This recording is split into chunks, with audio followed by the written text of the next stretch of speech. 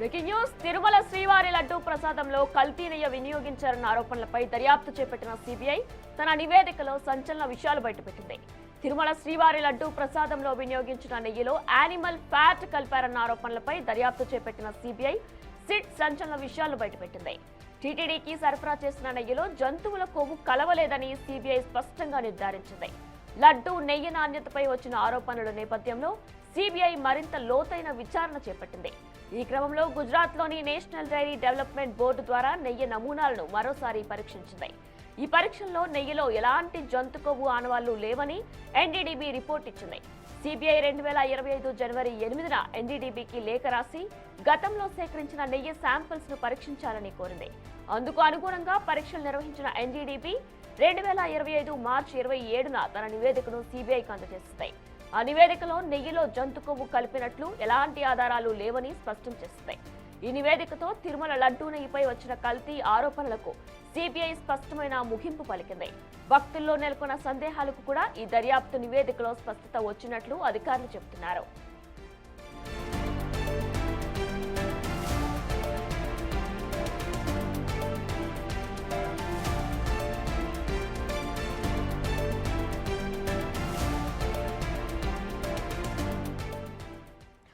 తిరుపతి నెయ్యి కల్తీ వివాదంపై మరింత సమాచారం మా ప్రతినిధి దామోదర్ అందిస్తారు. రైట్ దామోదర్, అయితే తిరుపతి లడ్డు వివాదంలో ఎటువంటి జంతువు కొవ్వు కూడా కలవలేదంటూ కూడా అధికారులు స్పష్టం చేసినట్లు తెలుస్తుంది. డీటెయిల్స్ ఎలా ఉన్నాయి?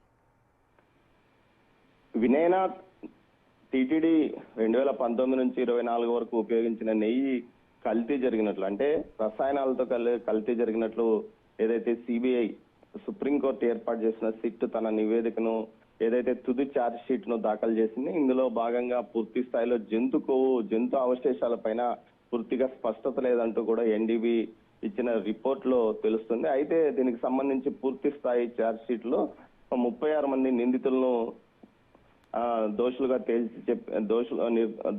నిందితులుగా చేరుస్తూ ఈ నెల 23వ తేదీన ఏసీబీ కోర్టులో తుది ఛార్జ్ షీట్ దాఖలు చేసింది. కిలో ఆవు నెయ్యిని 319.80 రూపాయలకు కొనుగోలు చేసింది. యూపీలోనే బోలోబాబా డైరీ, దిండిగల్లోనే ఏఆర్ డైరీ తిరుమలకు నాణ్యత లేని కల్తీ నెయ్యి సరఫరా చేసినట్లు కూడా ఛార్జ్ షీట్ లో తెలియజేసింది.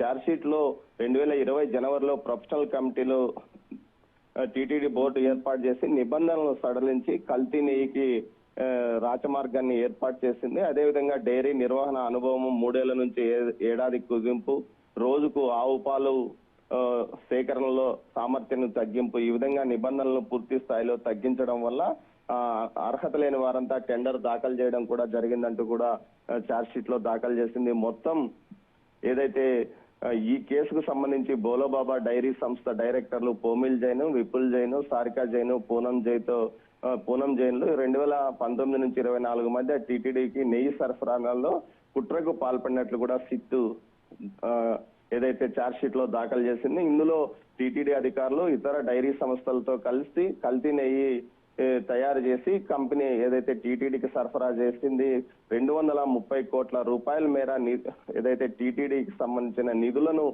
ఈ విధంగా కల్తీ నెయ్యి ద్వారా వీరు తీసుకున్నట్లు కూడా తెలియజేసింది. అదేవిధంగా 68 లక్షల కిలోలకు పైగా కెమికల్ నెయ్యి తయారు చేసి వీటిని టీటీడీకి సరఫరా చేసినట్లు సిట్ ఆధారాలతో సహా తేల్చింది. టీటీడీ నెయ్యి టెండర్లకు అర్హులు కాకపోయినా తప్పుడు పత్రాలు ఏదైతే నకిలీ ధ్రువపత్రాలు సమర్పించి టెండర్ లో పాల్గొన్నట్లు, దీనికి సంబంధించి ఓ ల్యాబ్ రిపోర్టును రవీంద్ర శర్మ నెయ్యి నివేదికలను తారుమారు చేసి ల్యాబ్ రిపోర్టులను కూడా సృష్టించినట్లు ఒక క్రియేట్ చేసింది. ముఖ్యంగా టీటీడీ నెయ్యికి సంబంధించి తప్పుడు పత్రాలు సమర్పించి పామిల్ జైన్, విపుల్ జైన్, అపూర్వ చావ్డా, శ్రీ వైష్ణవి డైరీ, రాజేష్ మున్నుక్ లాల్ చావ్దా, ముచిందా శాంతారాం, రాజా రాజశేఖరన్లు గ్రూప్ గా ఏర్పడి కుట్రకు పాల్పడినారు.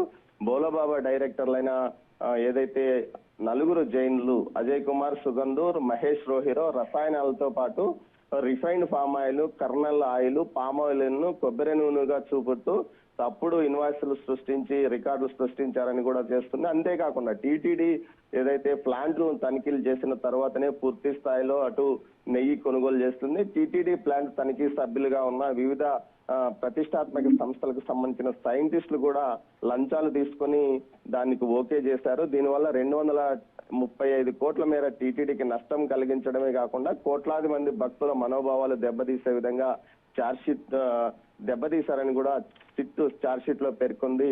ఇందుకోసం 500 పైగా ఆధారాలు సేకరించింది. టీటీడీ మాజీ చైర్మన్ వైవి సుబ్బారెడ్డి యొక్క వ్యక్తిగత సహాయకుడు పిఏగా పనిచేసిన కుందూరు చిన్నప్ప A24 ఇతను ఏకంగా ప్రతి కిలోకు 25 రూపాయల చొప్పున లంచాన్ని డిమాండ్ చేసి సరఫరాదారుల దగ్గర నుంచి తీసుకున్నాడు. అర్హత లేనప్పటికీ అర్హతను ఇతను ప్రభావితం చేశాడు. మరో సంస్థ నుంచి 50 లక్షల లంచం తీసుకున్నట్లు కూడా ఆధారాలతో సహా ఛార్జ్షీట్ దాఖలు చేసినట్లు సమాచారం. మొత్తం సాక్ష్యాలను తారుమారు చేయడము, నెయ్యి కల్తీ చేయడము, హానికరమైన ఆహార పదార్థాలను ఏదైతే విక్రయించడము, నమ్మక ద్రోహము, టీటీడీకి నష్టం కలిగించే విధంగా మోసం చేయడము, నకిలీ పత్రాల తయారీ, భక్తుల మనోభావాలు దెబ్బతీయడం లాంటి దాని కింద వీరి మీద కేసులు నమోదు చేశాడు. 2024 జులైలో 4 ట్యాంకర్లలో నెయ్యిలో నాణ్యత ప్రమాణాలు లోపాలు వెలుగులోకి రావడంతో ఎన్డీబీకి పంపారు. ఇందులో జంతువుల కొవ్వు అవశేషాలు ఉన్నట్లు అప్పట్లో రిపోర్ట్ వచ్చింది. దీంతో క్రిమినల్ కేసు నమోదు చేశారు ప్రభుత్వం. తర్వాత జరిగిన పరిణామాల నేపథ్యంలో సుప్రీంకోర్టు 5 మంది సభ్యులతో సిట్ ఏర్పాటు చేసింది. ఆ తర్వాత జరిగిన పరిణామాల నేపథ్యంలో ఏపీ, తమిళనాడు, మహారాష్ట్ర, ఉత్తరాఖండ్, ఢిల్లీతో పాటు పలు రాష్ట్రాల్లో సిట్ పరిశోధించింది. ఏదైతే ముందుగానే ఈ విధంగా వాహనాలను కూడా ఒకే నెంబర్ వాహనాలను పదే సరఫరాలో సరుకు లేకుండానే తరలించడం లాంటి రికార్డులు కూడా సృష్టించారు. ముఖ్యంగా ల్యాబ్ నివేదిక ప్రకారం బీటరిక్ ఆమ్లం పరిణామం తక్కువగా ఉండడం వల్ల నిజమైన పాల కొవ్వు బాగా తక్కువగా ఉంది. బీటా స్టెరిల్ అనే వృక్షాలకు సంబంధించిన ఉనికి ఎక్కువగా కనిపించింది. అదేవిధంగా palm oil, palm styrene, palm కర్నెల్ మిశ్రమం కూడా ఉన్నట్లు నిపుణులు నిర్ధారించినట్లు తెలిసింది. మొత్తం డబ్బులు కూడా హవాలా మొత్తంలో పెద్ద ఎత్తున బదిలీ అయినట్లు ఏదైతే ఢిల్లీ, గ్యాలియర్, బికనీర్, గజియాబాద్, సహనాపూర్, విజయవాడ, హైదరాబాద్ లోని మధ్యవర్తుల ద్వారా కూడా చెల్లింపులు జరిగినట్లు కూడా తెలిసింది. అదేవిధంగా ఏదైతే టీటీడీ మాజీ చైర్మన్ సుబ్బారెడ్డి యొక్క వ్యక్తిగత సహాయకుడిగా పనిచేసిన చిన్నప్పన్నకు బ్యాంక్ అకౌంట్లకి 4,64,00,000 రూపాయలు బదిలీ అయింది. ఆ తర్వాత అందులో నుంచి 4,44,00,000 రూపాయలు ఇతరులకు వెళ్ళిందని కూడా ఏదైతే ఇందులో ఛార్జ్షీట్ లో దాఖలు చేశారు.